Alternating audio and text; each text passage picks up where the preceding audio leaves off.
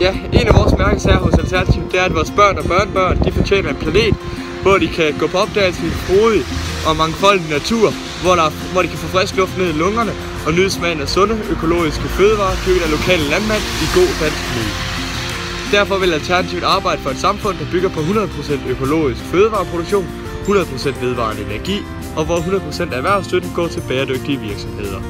Hos Alternativet går vi også ind for, at vi vil have et meget mere empatisk samfund, der sætter menneskeskæbner først. Derfor vil vi arbejde for en 30 timers arbejdsuge sammen en teambankmodel, hvor folk kan veksle overskydende arbejdstid til fritid. Og fremtiden i Danmark i Alternativets version, det er både, at vi er entreprenant, kreativ og iværksættende. Vi vil have flere iværksættere på skemaet.